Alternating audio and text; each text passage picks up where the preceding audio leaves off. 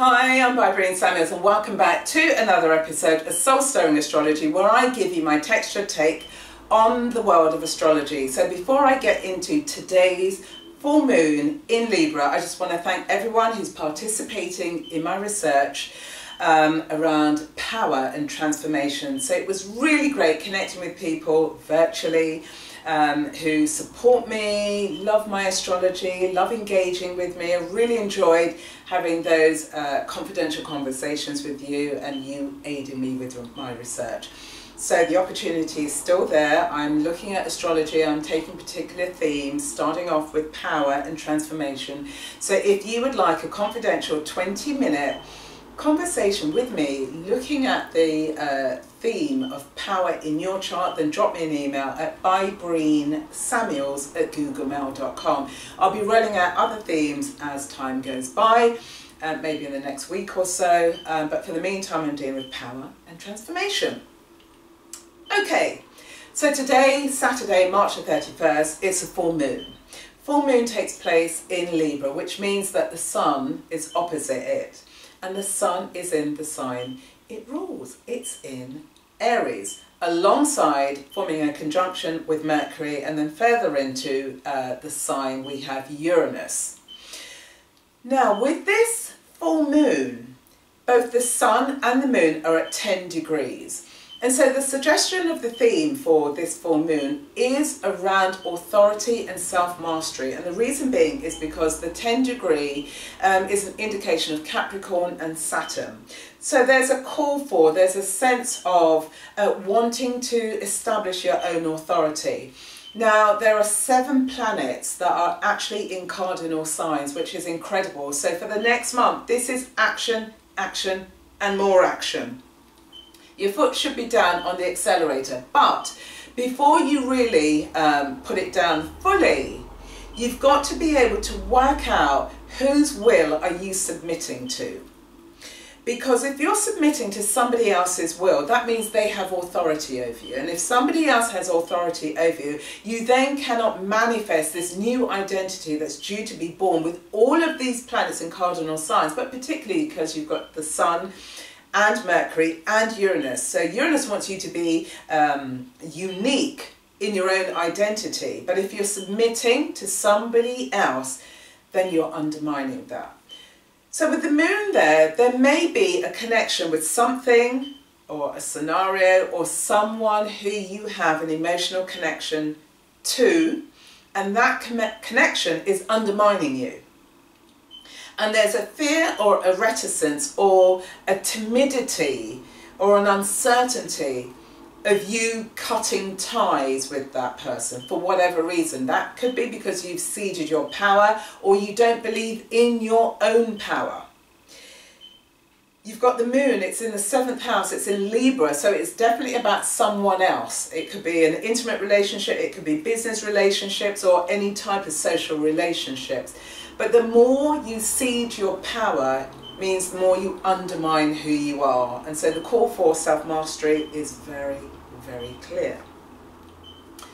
It's been shown again because in the 10th house we've got Capricorn there and Saturn conjuncts Mars. And then Pluto's also further on down into Capricorn. So with the conjunction between Mars and Saturn, here again is another signature of hard work, being industrious, being productive, because they're both in heightened positions, being in Capricorn.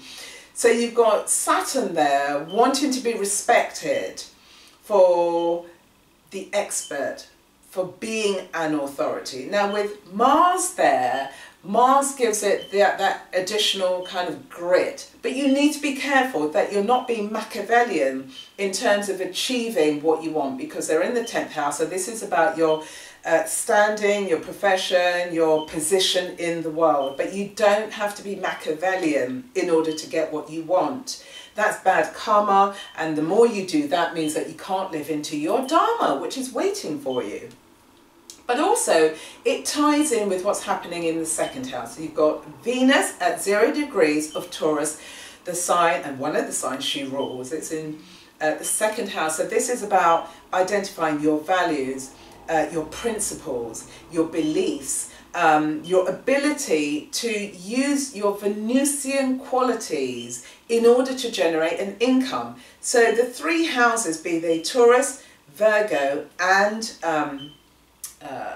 Capricorn, form a trine. It's a grand trine, and this trine, because it starts off with Taurus in the second house, is your ability to generate income, to make money, but also through what you create. It could be a really productive and industrious time because it's trining the house that Saturn rules, and Saturn's in, and it's there with Mars. So don't squander the opportunity to think about what brings you emotional security through using your skills, or what makes you happy. You know, it could be that you're desiring, it's the law of attraction. What is it that you could manifest that really gives you a sense of luxury and comfort, or living your dream in some way? Or it could be that you're using your body in a healthy way to generate income. It could be you have nice hands or feet or face or other part of your body. It could be your arms or whatever.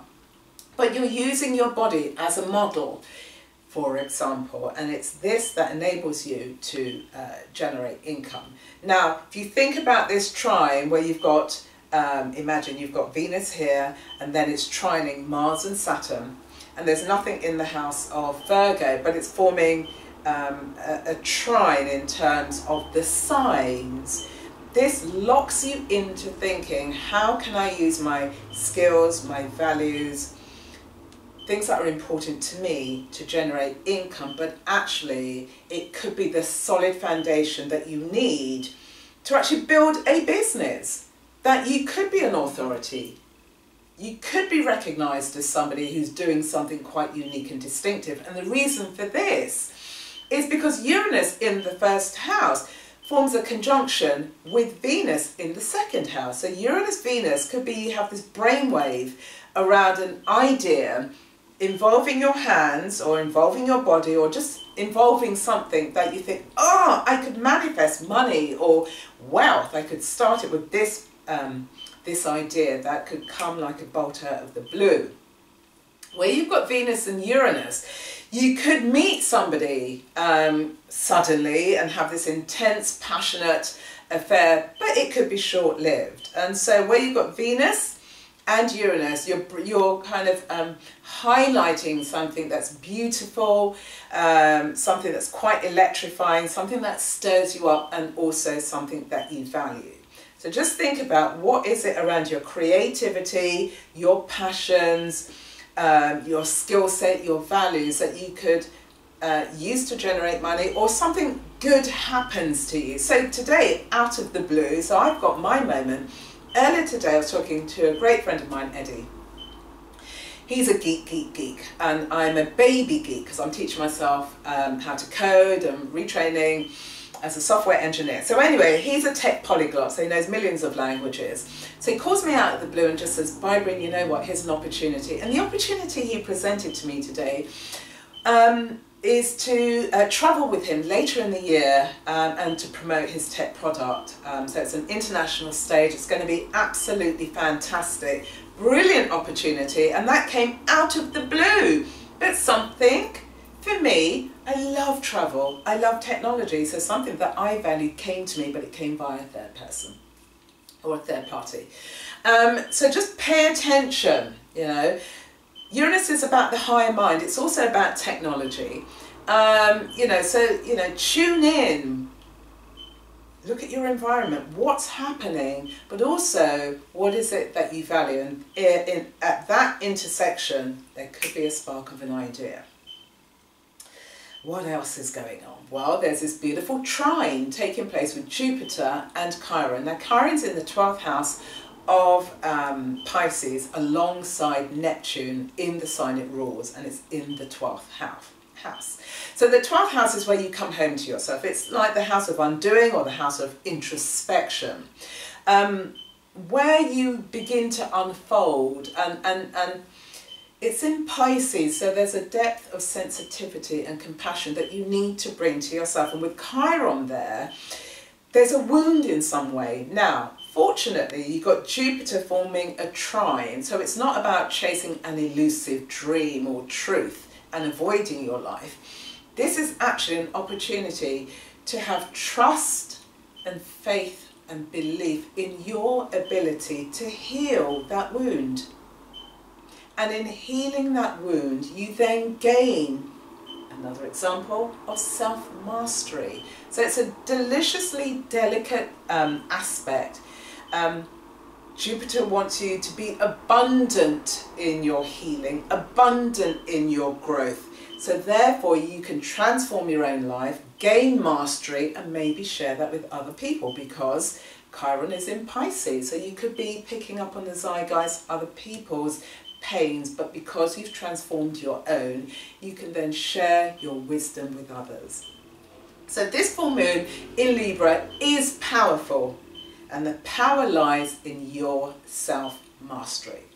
So that's it, beautiful people. Comments, questions, and all of the usual stuff in the comment box below. But before we go, I want to talk about the quote of the day. And the quote of the day comes from Byron Katie, and what she said is this: "It is not your job to like me, it is mine." So as you're exploring, particularly over the next month, but it sets up a cycle for your life, how can you gain self-mastery? Because through self-mastery, you will then be able to step into your sense of authority. And the question of the day is, which area of your life are you choosing to gain self-mastery?